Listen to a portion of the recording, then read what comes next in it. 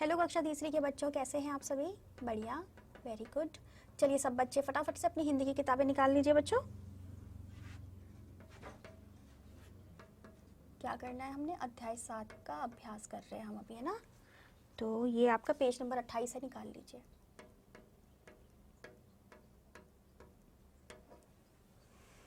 क्या है इस अध्याय का नाम बच्चों?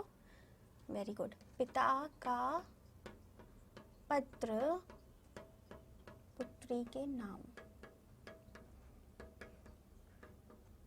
फटाफट से बता देती हूँ एक बार मैं आपको कि हमने क्या पढ़ा था इसमें। हमने पढ़ा था कि जवाहरलाल नेहरू जी जो है, जो आप सभी जानते हैं जवाहरलाल नेहरू जी को, चाचा नेहरू जी के नाम से जो बच्चों के बीच प्रिय रह चुके हैं और अभी भी हैं उनके प्रिय।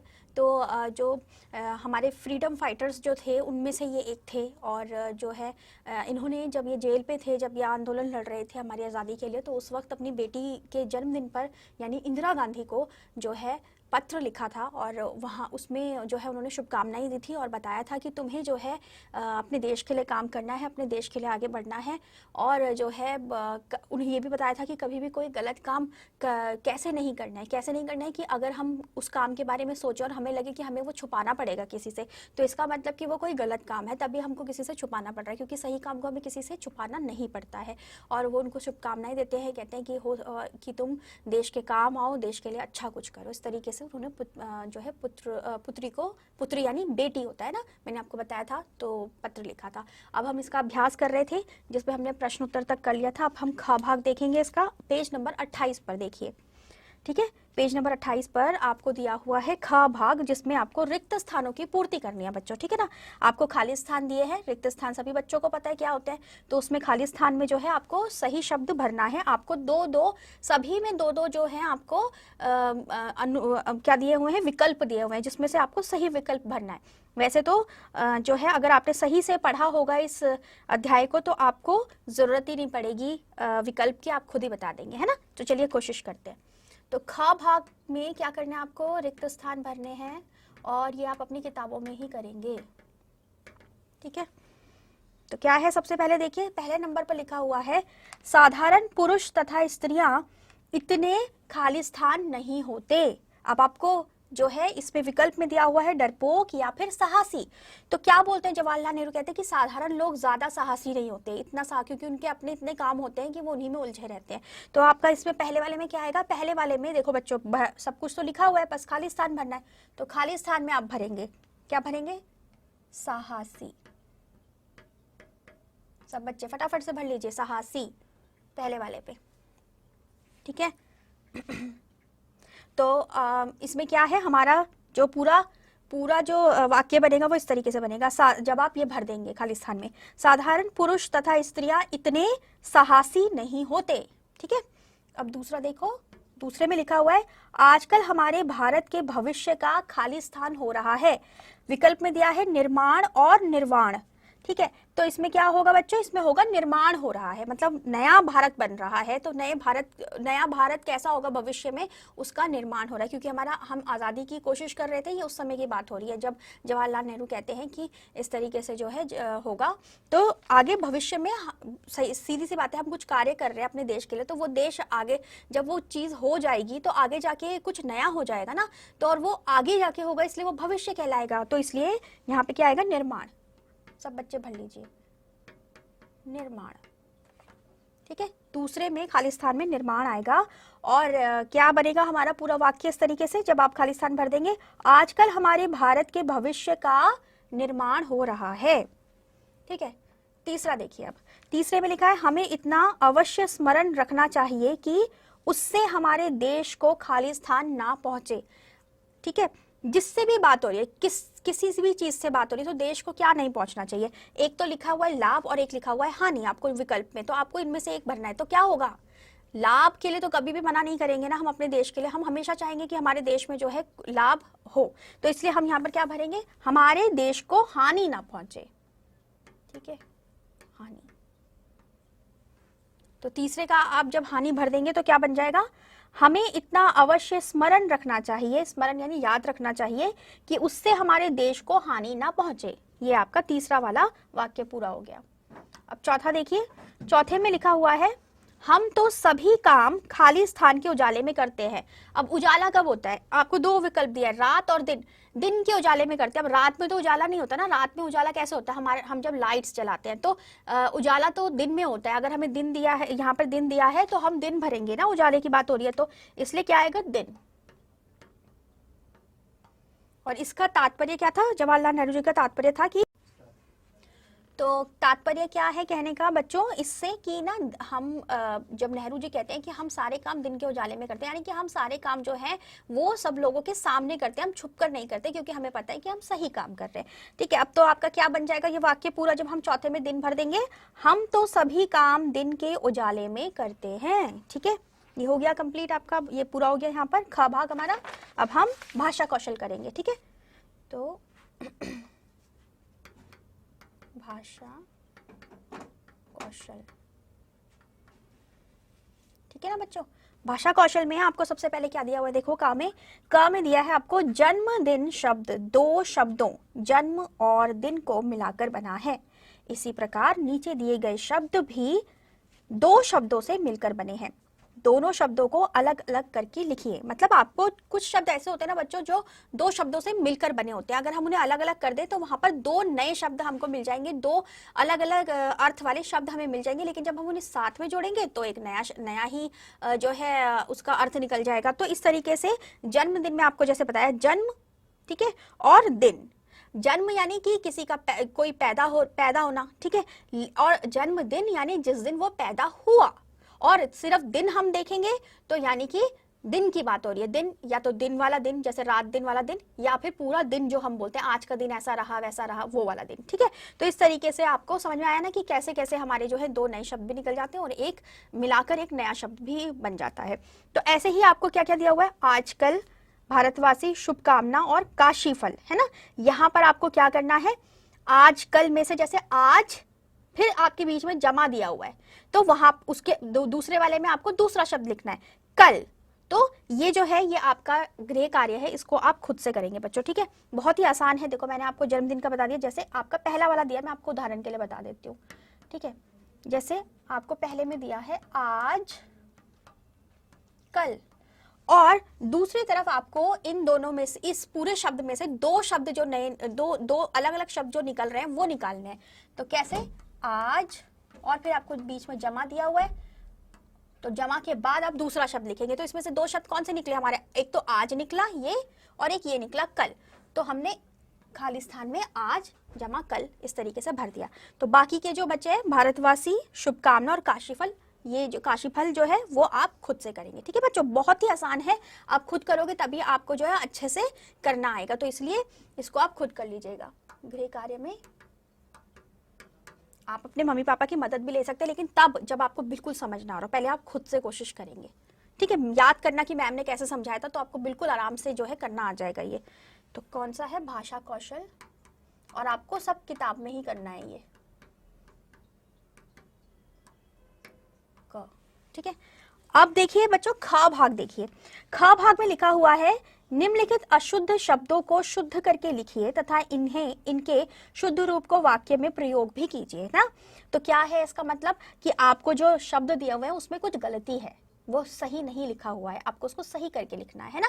तो यही होता है शुद्ध करके लिखने का अर्थ।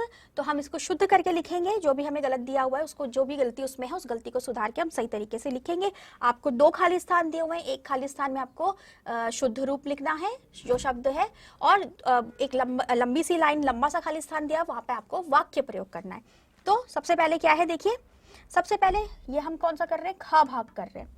ख भाग में क्या है आपका, शुद्ध रूप, शुद्ध रूप, है ना। पूरा प्रश्न नहीं लिख रही हूं मैं, शुद्ध रूप से आपको समझ में आ जाएगा कि कौन से प्रश्न की बात हो रही है। तो सबसे पहले आपको देखो ऐसे ऐसे लिखा हुआ है, उपहार। उपहार नहीं होता, उपहार होता है। उ जो है वो हल्का होता है, छोटी ध्वनि का होता है, बड़ी ध्वनि का उपहार नहीं होता, उपहार, है ना। तो कहाँ पे बदलाव हो रहा है, ऊ में। ऊ जो है आपका, ऊ जो है वो बदल रहा है। देखो ऊ यहाँ जो लिखा है उपहार लिखा है, लेकिन होता क्या, उपहार। तो ऊ में आपको अंतर पता चल रहा है ना कि ऊ जो है छोटा आएगा, ठीक है ना। तो खाली स्थान में आप इस तरीके से भरिए, उपहार, ठीक है, उपहार, ये इसका सही रूप है, ये नहीं होता, ये होता है, ठीक है ना। जो आप पढ़ के जब बोलोगे, आपको अगर सही तरीके से बोलना, उच्चारण करना आता है किसी शब्द का, तो आपको कभी भी जो है परेशानी नहीं होगी उसको सही तरीके से लिखने में। इसलिए ही कहते हैं बच्चों, हर चीज़ का उच्चारण भी ज़रूरी होता है। अगर आप उच्चारण ही गलत करोगे तो आप उसे लिखोगे कैसे सही, है ना। अगर आप उपहार को उपहार पढ़ोगे तो आप ऐसे ही लिखोगे, लेकिन अगर आप उपहार को उपहार बोलना जानते हैं तो आप सही तरीके से लिखोगे। तो ये हमेशा आपने ध्यान रखना है। इसलिए आप दोबारा दोबारा जो भी आपको लिखवाया जाता है पढ़ा जरूर करो बच्चों, ठीक है। खुद से भी पढ़ा करो, सिर्फ उतना ही नहीं जितना हमने पढ़ा दिया।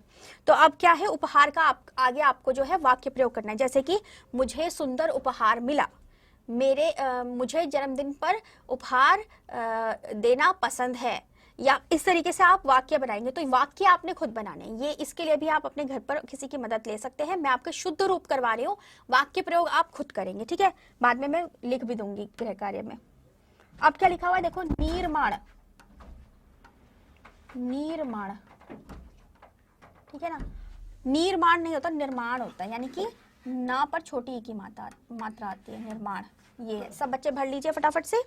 अब इसके बाद दिया हुआ है आपको दख, तो ये दुख है बच्चों, दुख, यानी कि इसमें जो है मात्रा गायब है, छोटी छोटी ऊ की मात्रा द से गायब है, तो दुख इस तरीके से होगा, ठीक है। अब क्या है देखिए, फिर उसके बाद है भाग्यशाली, भाग्यशाली, यानी यहाँ पर जो है भाग्यशाली होता है। ल जो है, ल पर ई की मात्रा खिंचती है, लंबी हो जाती है, तो यानी ल पर जो है हमें हमारी मात्रा छोटी दी गई है लेकिन बड़ी लगेगी। तो इसका सही रूप क्या होगा, भाग्यशाली, ल पर बड़ी की मात्रा, ठीक है। अब देखिए आगे क्या है, आगे है जो इसमें लिखा है, वो लिखा है कुछ इस तरीके से, उद्देश्य, स्या लिखा है, स्या, ये वाला स नहीं आता बच्चों, श आता है, श, उद्देश्य श होता है, ठीक है। तो स्य लिखा है लेकिन, तो यानी कि आपकी स में गलती है यहाँ पर। तो हम कैसे लिखेंगे, बाकी सब सही है, ये वाला श आएगा, ठीक है। आपको ध्वनि से पता चल ही गया होगा। अब छठा देखिए, छठे में आपको लिखा हुआ है आंदोलन, है ना, लेकिन आंदोलन होता है, यानी कि यहाँ पर चंद्र बिंदु नहीं, सिर्फ बिंदु आता है आ पर। जैसे यहाँ पर आपको गलत जो दिया हुआ है उसमें क्या करा है उन्होंने, आ पर चंद्र बिंदु लगाया, लेकिन आ पर चंद्र बिंदु नहीं, आ पर सिर्फ बिंदु होता है, ठीक है। अब एक और है देखिए, विदा,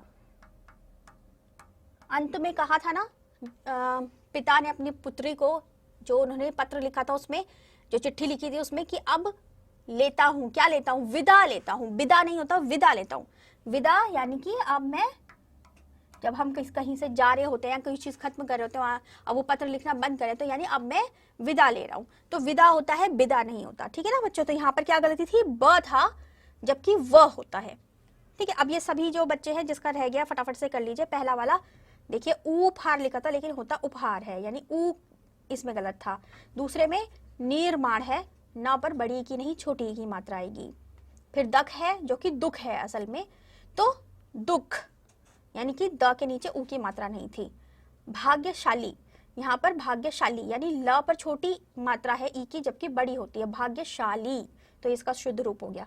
फिर है उद्देश्य, उद्देश्य लिखा है लेकिन श होता है, श मतलब शलगम वाले श का जो है की ध्वनि आती है, तो उद्देश्य ये हो गया हमारा। फिर है आंदोलन में क्या था, आ पर चंद्र बिंदु था लेकिन होना बिंदु चाहिए, तो ये इसका शुद्ध रूप हो गया। फिर है सातवां विदा, लेकिन विदा नहीं विदा होता है। अब बच्चों इसमें आपको आगे जो है ऐसे लाइन दे रखी है देखो एक और, वहां पर आपको वाक्य प्रयोग करना है, तो लेकिन वाक्य प्रयोग आप खुद करेंगे, ठीक है। सभी के वाक्य प्रयोग करने की कोशिश कीजिएगा जैसे आपको समझ आ रहा है, जैसे आपको लगता है। जैसे मैंने आपको उदाहरण भी दिया, मुझे जन्मदिन के उपहार पसंद है, मुझे दूसरों के जन्मदिन पर उन्हें उपहार देना पसंद है, या मुझे अपने जन्मदिन पर रिटर्न गिफ्ट भी जैसे हम देते हैं ना, वापसी उपहार देना पसंद है, या उपहार सभी को बहुत अच्छे लगते हैं। इस तरीके से बहुत सारे वाक्य प्रयोग होते हैं बच्चों, बहुत सारे वाक्य बन सकते हैं, हर शब्दों से कई सारे वाक्य बनते हैं। तो आप कुछ भी अपनी तरफ से छोटे छोटे वाक्य बनाकर यहाँ पर लिखिएगा, एक एक लाइन वाले खाली जगह पर अपनी किताब में ही। आप अपने मम्मी पापा की मदद भी ले सकते हैं इसमें, लेकिन पहले खुद से कोशिश कीजिएगा, ठीक है। एक तो आपका भाषा कौशल का क भाग हो गया, वो भी मैंने आपको समझाया था। दूसरा ख भाग का क्या करना है आपको, ख भाग के वाक्य प्रयोग करने हैं आपको, क्योंकि शुद्ध रूप मैंने आपको करवा दिया, बस आपको वाक्य प्रयोग खुद करना है। अब देखिए आगे क्या है, ग भाग में। ग भाग में लिखा हुआ है बच्चों, आप जानते ही हैं कि संज्ञा और सर्वनाम शब्दों की विशेषता बताने वाले शब्दों को विशेषण कहते हैं। नीचे कुछ वाक्य दिए गए हैं, उनमें से विशेषण चुनकर उनके सामने लिखिए। अब क्या है, ये आपने पढ़ा हुआ है पहले, ठीक है, आपको पता है बच्चों विशेषण क्या होता है। विशेषण यानी जो किसी भी बात में जिस चीज की बात हो रही है, जिसकी बात हो रही है वाक्य में, उसकी विशेषता बताएं। जो शब्द विशेषता बताए, जैसे सुंदर लड़की, तो लड़की कैसी है, सुंदर है, यानी कि उस लड़की की विशेषता क्या है, वो सुंदर है, तो सुंदर उसकी विशेषता हो गई। तो ये अब उसकी विशेषता कौन बता रहा है, कौन सा शब्द बता रहा है, सुंदर शब्द बता रहा है ना, तो वो शब्द जो है वो विशेषण कहलाता है। तो यानी वो आपको चुन के लिखना है सही जगह पर। तो जैसे आपको वाक्य दिए हुए हैं ग में, मेरा मकान दूसरी मंजिल पर है। अब दूसरी मंजिल आपको पता ही है क्या होता है ना, घर जो बने होते हैं, जैसे सबसे नीचे होता है, फिर उसके ऊपर होता है, उसके ऊपर होता है, तो एक मंजिल, दो मंजिल, तीन मंजिल, हम इस तरीके से बोलते हैं। तो अब जो दूसरी मंजिल पर है, मंजिल की बात हो रही है, ठीक है, मंजिल की बात हो रही है, तो मंजिल की ही विशेषता बताई गई। देखो मेरा मकान सिर्फ घर की बात हो गई, उसमें कुछ नहीं बताया कि मकान कैसा है, क्या है।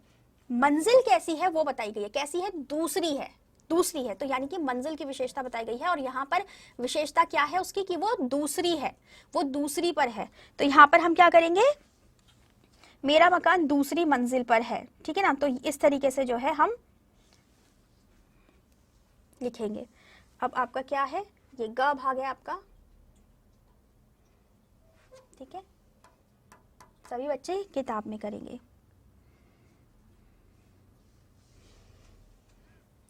पहला वाला जो है उसके सामने आपको खाली जगह दी है ना बच्चों, तो वो आपने विशेषण कर रहे हैं इसमें हम, ठीक है। अब जो है पहला वाला जो है उसमें आप खाली जगह जो दी गई है उसमें लिखिए दूसरी, ठीक है।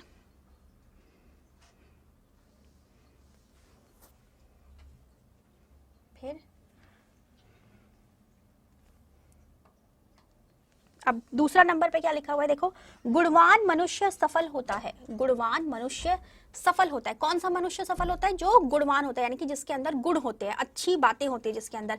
तो अब जो है मनुष्य के बारे में यहाँ पर बताया जा रहा है, तो मनुष्य की विशेषता बताई गई है। और किससे बताई गई है मनुष्य की विशेषता, किस शब्द से, गुणवान शब्द से। तो यानी हमारा दूसरे में क्या आएगा, गुणवान, ठीक है। तो सब बच्चे भर लीजिए गुणवान दूसरे में।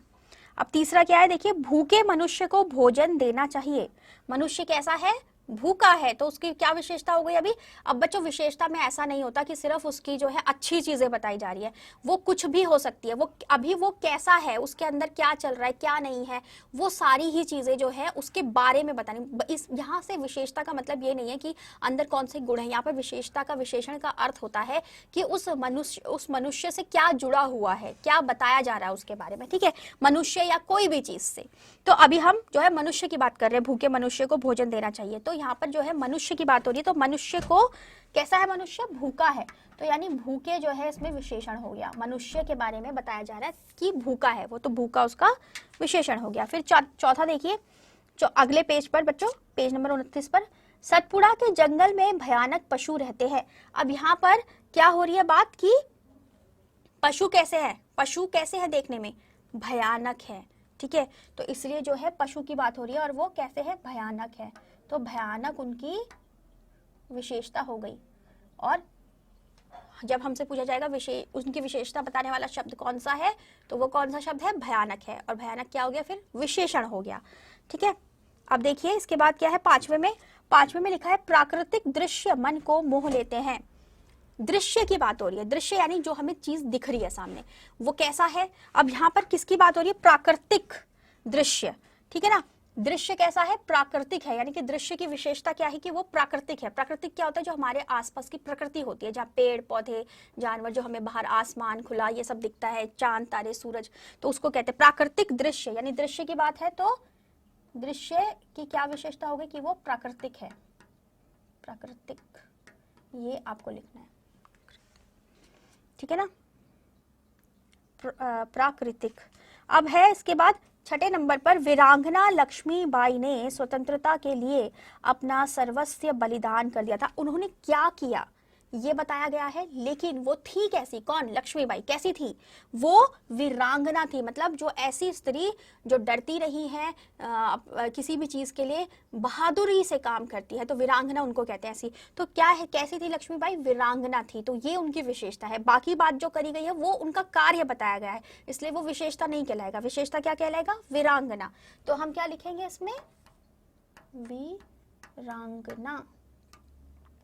सब बच्चे लिखिए वीरांगना, ठीक है ना, ये खाली इस जगह पर आप भरेंगे। तो ये सारे विशेषण हमारे अलग अलग वाक्य में निकले हैं, ठीक है। जिसका नहीं हुआ है फटाफट से कर लीजिए। पहले में आएगा दूसरी, दूसरे में आएगा गुणवान, तीसरे में आएगा भूखे, चौथे में आएगा भयानक, पांचवे में आएगा प्राकृतिक और छठे में आएगा वीरांगना। ठीक है बच्चों, चलिए अब देखें आगे क्या है। आगे हमारा जो है लिखा हुआ है भावबोध। भावबोध में आपको क्या लिखा है बच्चों? पुस्तकालय से पुस्तक लेकर जॉन ऑफ आर्क की कहानी पढ़िए और उसके बारे में 5 पंक्तियां लिखिए। तो अब ये तो जब आप पढ़ोगे उसको तभी लिख पाओगे, है ना। तो ये आपको खुद से करना है। इसमें क्या करोगे आप? सबसे पहले जॉन आर्क की कहानी पढ़ोगे।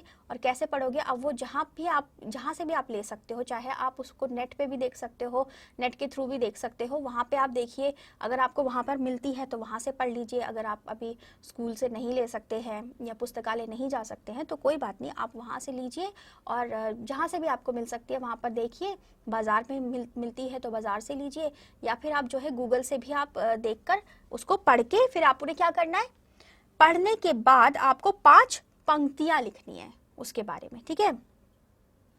वो जो आपने कहानी पढ़ी उसमें से आपको फिर 5 पंक्तियां पढ़ के लिखनी है, तो वो आप अपने आप करेंगे। फिर है आपको देखिए उसके नीचे जो है, अच्छा भावबोध भी आपको जो है खुद करना है। तो भावबोध, भावबोध ये भी आपका गृह कार्य है। ज़्यादा काम नहीं है बच्चा, देखने में लग रहा होगा आपको 3 प्रश्न दे दिए, लेकिन ज़्यादा नहीं है। देखिए खा का तो मैंने आपको आधा करवाई दिया शुद्ध रूप, आपको सिर्फ वाक्य बनाने हैं छोटे छोटे। और ऊपर भी जो है कुछ नहीं है ज़्यादा। आजकल वाला जो मैंने आपको समझाया था उसमें आजकल तो मैंने आपको बता ही दिया, उसके बाद 3 ही बचे, तो आप कर लीजिएगा। और ये तो आप जब पढ़ेंगे तब आप कर लेना, ठीक है। अभी कोई बात नहीं, आराम से कर लीजिएगा जब भी आप पढ़ पाए तब। और आप देखिए क्या है, दिए गए केक में रंग भरिए। ये तो आप बहुत ही अच्छे से पसंद आपको आएगा करना। तो रंग तो मैं तो नहीं भर सकती आप सबकी किताब में, तो आपको खुद ही भरने पड़ेंगे। तो आप अपनी पसंद से कोई सा भी रंग, कोई सा भी, ठीक है, जैसा आपको मन करे इस केक को सजाने का, जिस तरीके से आपको मन करे, जिस रंग से सजाने का मन करे, आप वो रंग भर दीजिएगा इसमें, ठीक है। तो ये जो है क्या करना है आपको, एक और केक में रंग भरना है। केक में रंग भरो, ठीक है। तो ये आप कर लीजिएगा। बहुत ही प्यारा सा केक बना के दिया हुआ है, देखिए उसको बहुत सुंदर सा अच्छे से रंग भर के तैयार कर लेना, ठीक है। तो यहीं पर जो है बच्चों अभी हमारा जो है ये अध्याय 7 समाप्त होता है। इसके बाद हम अध्याय 8 में मिलेंगे, 8 के लिए मिलेंगे लेक्चर में, और जो है उसमें देखेंगे क्या दिया हुआ है, पढ़ेंगे उसको। और आप तब तक क्या करेंगे? तब तक आप अपना सारा कार्य जो भी मैंने अभी तक 7वें का करवाया वो पूरा कर लेंगे। अगर कहीं कुछ छूट गया है तो कर लीजिएगा उसे अध्याय पढ़ के, और जो गृह कार्य दिया है वो पूरा कर लीजिएगा। साथ में मस्ती भी कीजिएगा जब टाइम मिलेगा, लेकिन काम पूरा करना है आपको, क्योंकि चेक होगा, ठीक है, और आप ही के काम आएगा। तो और कोई भी बात अगर समझ में नहीं आएगी तो आप बाद में पूछ भी सकते हैं, ठीक है। चलिए तो अगले बार मिलते हैं, तब तक के लिए टाटा बाय बाय, अपना ख्याल रखिएगा।